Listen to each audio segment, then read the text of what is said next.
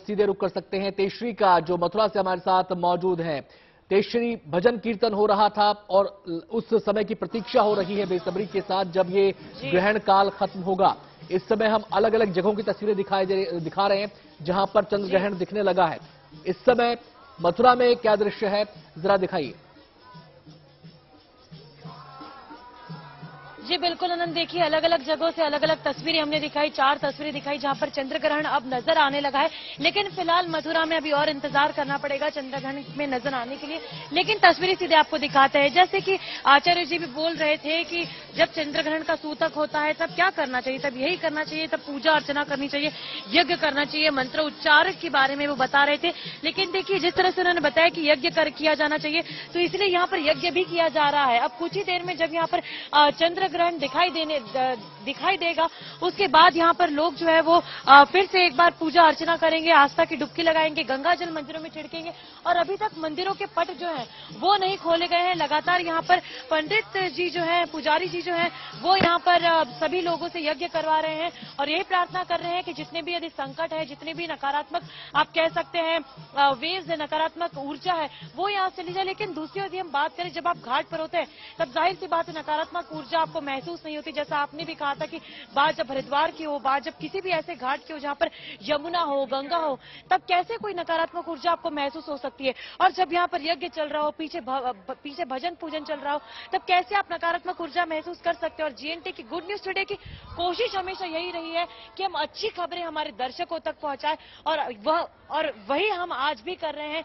और ये देखिए घाट पर लगातार धीरे धीरे जो भीड़ है वो भी बढ़ती जा रही है। सुबह से ये घाट जो थे पूरी तरह से सुनसान हो चुके थे, घाट पर कोई भी नहीं था। लेकिन अब घाट पर लोगों का आना जाना भी बढ़ गया है, चहल पहल भी बढ़ गई है। चारों तरफ भजन की धुन सुनाई दे रही है, जगह जगह पर यज्ञ किए जा रहे हैं और अब बस इंतजार किया जा रहा है कि कब यहाँ पर चंद्रग्रहण नजर आएगा और 6:30 बजते ही कब यहाँ पर सूतक काल खत्म होगा। जी तेजश्री, आपके पास लौटेंगे। एक बार फिर से कोशिश करते हैं हरिद्वार में श्वेता से बात करने की। श्वेता, क्या आप मुझे सुन पा रही हैं? बिल्कुल बिल्कुल आनंद जी श्वेता, हम देख रहे हैं कि ये स्वर लहरियां भजन कीर्तन की जो है और बुलंद होती जा रही हैं और इनकी आवाज गूंज रही है चारों दिशाओं में हरिद्वार में इस समय। और समय भी करीब आ रहा है सूतक काल के खत्म होने का, ग्रहण काल के खत्म होने का। हमने अलग अलग जगहों से तस्वीरें दिखाई हैं जहां पर चंद्र ग्रहण नजर आने लगा है आकाश के अंदर। आप वहां से क्या तस्वीर दिखा रही? बिल्कुल, तो सबसे पहले आनंद मैं आपको बता दूं, देखिए 5:48 हो रहा है और 6:34 पर चंद्र ग्रहण जो है वो समाप्त हो जाएगा। हालांकि यहाँ पर आसमान में हम चांद को नहीं देख पा रहे हैं, लेकिन फिलहाल मैं आपको बता दूं तमाम लोग जो यहाँ पर इंतजार कर रहे थे चंद्र ग्रहण की समाप्ति का, वो अब धीरे धीरे गंगा की तरफ अग्रसर हो रहे हैं। कई लोग तो आगे नीचे गंगा में भी डुबकी लगाना शुरू भी कर दिया है कई लोगों ने, लेकिन धीरे धीरे अब सीढ़ियों से लोग आगे बढ़कर घाट की तरफ बढ़ रहे हैं और इंतजार कर रहे हैं कि जैसे ही समाप्ति होगी चंद्र ग्रहण की, उसके बाद मां गंगा जो कि अविरल है, मां गंगा जो कि मोक्षदायिनी है, उसमें डुबकी लगाकर इस पावन गंगा से स्मरण करेंगे, उनसे मांगेंगे कि उनके घर में सुख शांति और समृद्धि हो। इसके साथ ही साथ आपको बता दें कि पूरे माहौल में अनंत आपको एक अजीब सी अनुभूति होगी जो कि अपने आप में ढेर सारी अनंत सकारात्मकता की ऊर्जा को यहां उत्पन्न करने वाला है। और उस ऊर्जा को हम इसलिए महसूस कर पा रहे हैं क्योंकि आप ये समझिए कि लगभग एक साथ हजार लोग इस वक्त कोई माला लेकर तुलसी की माला से जाप कर रहा है, कोई कथा पढ़ रहा है कार्तिक मास की, तो कोई अपने इष्ट देव को याद कर रहा है, तो कोई भजन कीर्तन कर रहा है। हर कोई अपने आराध्य को इस वक्त ध्यान कर रहा है, स्मरण कर रहा है। मंदिरों के कपाट के खुलने का इंतजार हो रहा है। जैसा कि मैंने आपको बताया 6:34 पर जैसे ही चंद्र ग्रहण खत्म होगा, वैसे ही मेरे ठीक सामने जो आप देख रहे हैं लक्ष्मी नारायण मंदिर, उसके कपाट जो है खुल जाएंगे। इसके साथ ही साथ यहाँ पर लगभग 12 मंदिर है हर की पैड़ी पे, सभी के कपाट खुलेंगे, जिसके बाद 6:45 पर अभिषेक किया जाएगा। मां गंगा से जल लेकर के सबसे पहले शुद्धिकरण किया जाएगा।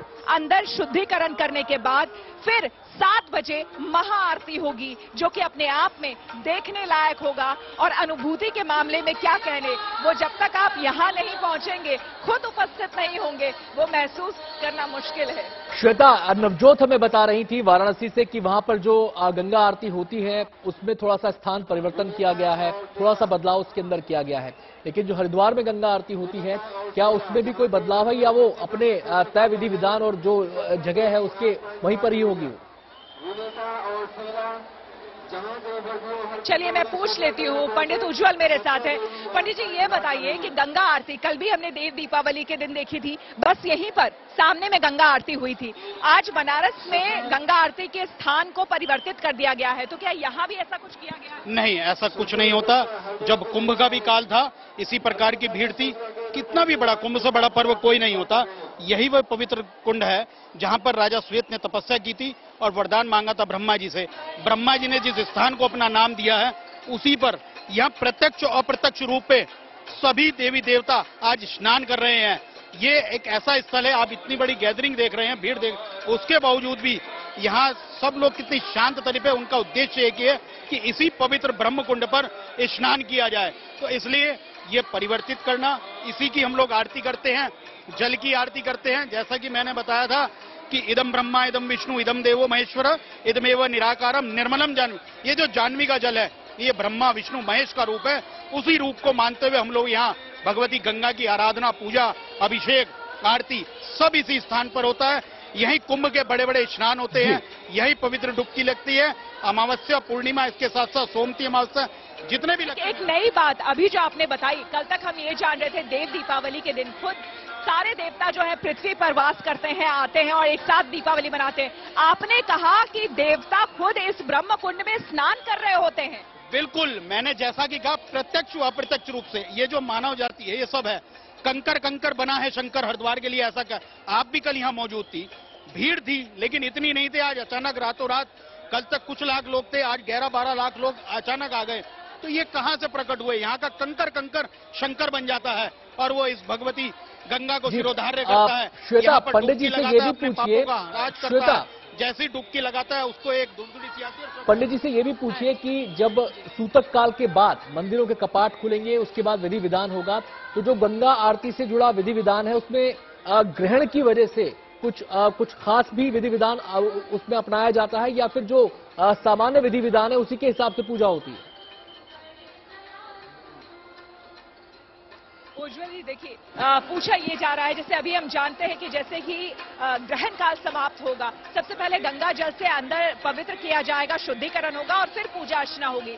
लेकिन जो गंगा माता की महाआरती होती है, उसमें भी रोज के बजाय आज कुछ परिवर्तन किया जाएगा, पहले कुछ किया जाएगा शुद्धिकरण या किसी तरह? देखिए, गंगा जल तो अपने आप में शुद्ध है, जैसा कि कहा जाता है, और ये तीर्थ स्थल है, ये मोक्ष का स्थल है। गंगा, जैसा कि मैंने कल बताया था, सर्व शास्त्रमयी गीता, शास्त्रों में गीता सर्वोपरि है।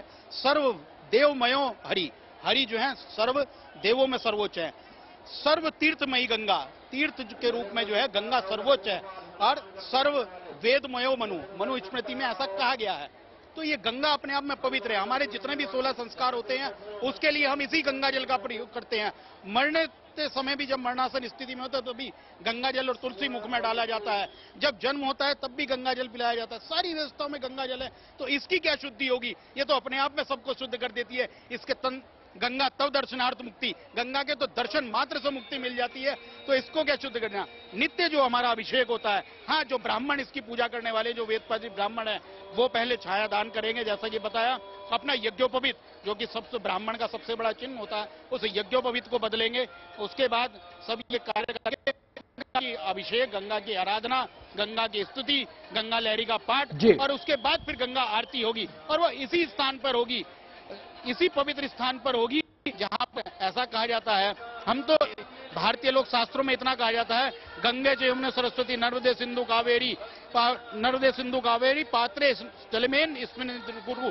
मतलब एक पात्र लेते हैं, उस पात्र में अगर हम 3 बूंद भी डाल देते हैं और उसमें 7 तीर्थ को जो सप्त तीर्थ हैं उनको मोक्ष, उनको मानते हुए उसी को गंगा जल मानकर अपने शुद्धि कर लेते हैं। जी श्वेता, ऐसी आपके भावना पास, है हमारे जी भारतीयों के आपके अंदर। पास लौटेंगे।